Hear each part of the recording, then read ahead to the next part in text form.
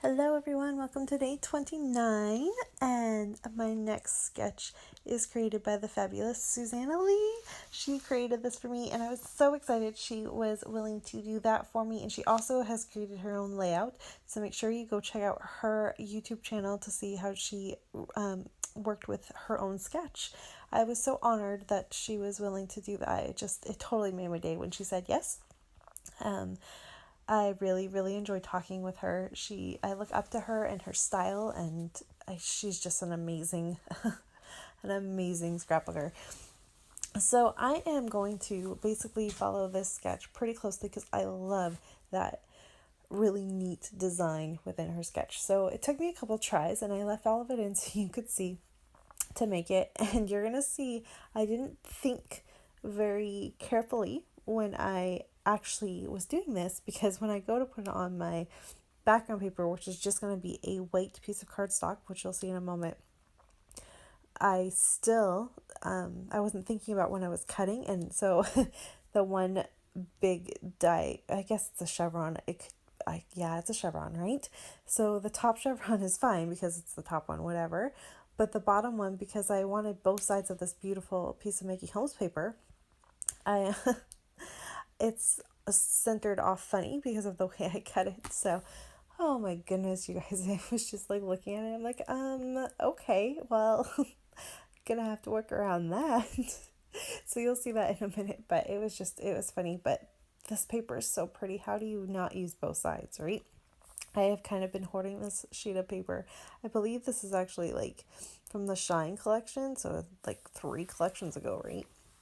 But it's so pretty. I didn't want to use it. I think I've done pretty good this month though, right? Using some newer products and stuff that I've been hoarding. I would say I've done a pretty decent job myself. So if you look at this, if I had probably matched it up with the same color, it probably would have been fine, but for some reason it didn't. It just didn't work. I don't know what I did wrong. Maybe it was too far up the page or something.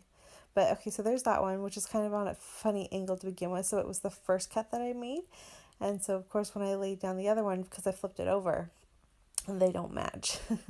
But that's okay. I'm going to fix it. I will fix it. So now I need to think about my photos. And I was thinking, I could do a fall theme. But I was like, well, I have another idea for that. And so I'm just going to kind of search through my photos. I then thought about maybe these 2 photos of me holding Nora during Canada Day. We were at the beach, and that was an option. And then I came across that adorable photo of my daughter. I love these photos. And I was like, oh, that would look really neat. And I think about that. And then I go off to stitch. And while I was doing that, I forgot and I remembered that I have these adorable photos. I just took these like a few weeks ago, maybe even a week ago, of my daughter dressed up in her brother's pajamas. These are Jackson's. But I put a little bow thing, flower bandana thingy in her hair. And she's just so cute. She's so adorable in these photos. And I used a special filter so that they all look the same. I love this. I just loved it. So I went ahead and decided to scrap all 4 of those because it would help layering it the way I do. It definitely helps kind of divert your eye from the wonky chevrons that I do. And I'm going to use up this piece of pattern paper. So this is also Making Home Shine. Another piece that, oh my gosh, I don't want to use it because it's so pretty. I don't want to cover it up, but I did. But you can still see pops of it, and I really, really love that. And then I had this little thing that was just on my desk that said, love this. And then if you remember yesterday's video when I tried to make my title for the P&E layout that I did, love this, with those Making Home word tile things. And I'm going to get it on this layout instead though. So I was able to use them right away, which made me really happy. So yes, it does say love this twice, but I'm okay with that because it's the elements. I did little small elements on this layout, and I love it. Okay, now here's the scary part. I'm looking at this and I'm like, it's missing something. It needs a pop of something, anything, and I wasn't really sure what to do. And on my desk that I was staring at, I had my cotton candy shimmer stuff on it. And I was like, okay, I can do this. I can make it look good and not ruin this beautiful paper that I just, sewed on and made work and all of that. I can do this. So I'm going to put mixed media on this layout. And thankfully, it all worked out. I like it. But oh my gosh, was this nerve-wracking trying to do mixed media on something you like so much and you're so afraid you're going to mess it up. I did have to remember the whole less is more, or no, more is better when it comes to mixed media, and not less is more, which has kind of been my motto the end of this month, right? Is minimal embellishments. I haven't even done my journaling yet, all of that. But when it comes to mixed media, I'm learning you just keep adding because you cover so much of it up. The little bits that peek through look really neat when you do it correctly. So I did it right. I was proud of myself. I added lots of this color. I made it work, and it did work. So I was really, really happy with that. But I forgot to mention, so while I was stitching those chevrons, I my sewing machine was being a pain in the bum. It did not want me to work on it with it at whatsoever. And so I did like half of the top one, and then my thread ran out, and I have no more white thread. Don't ask me how that's possible, but I don't. So I found, thankfully, a really, really, really light yellow and switched it. You can see it if you look really, really closely, but from a distance, it's pretty hard to tell. So thank goodness for that. But oh, that's the sewing machine just hated me today. It was crazy. And to finish it all off, you saw that I did a little bit of splatters with Heidi Shine.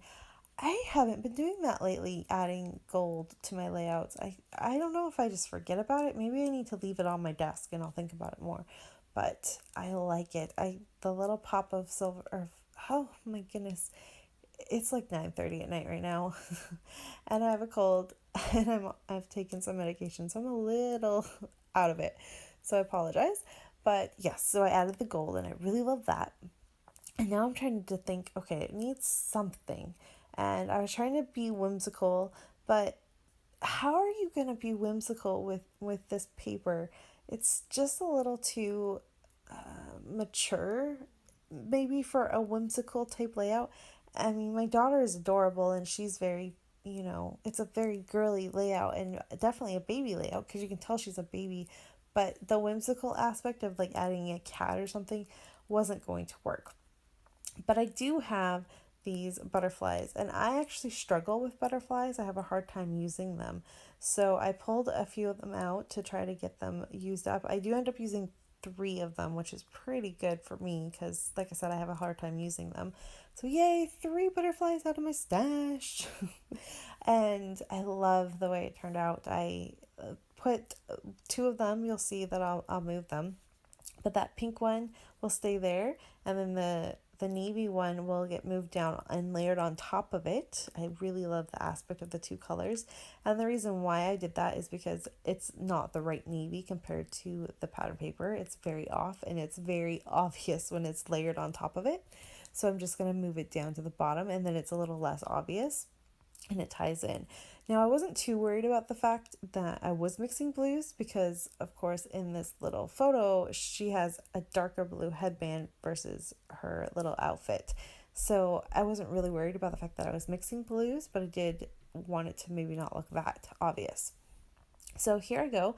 I'm going to layer it. At first, I just thought about just adding it on its own, but it really needed that little pop of pink underneath it, which helps it.